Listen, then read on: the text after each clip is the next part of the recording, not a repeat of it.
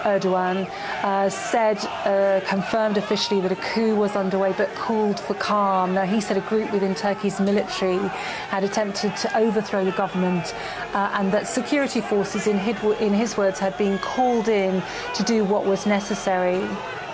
A few minutes later after that, the Turkish military confirmed that it had taken power. Now, they said that was in an effort to protect democratic order. They took control of a TV station. They put out that statement that they wanted to reinstate the constitutional order, democracy, human rights and freedoms.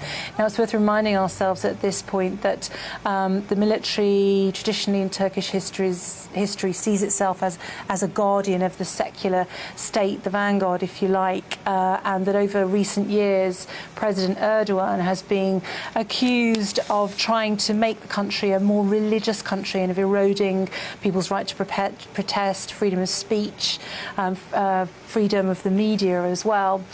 So that's the background to the situation.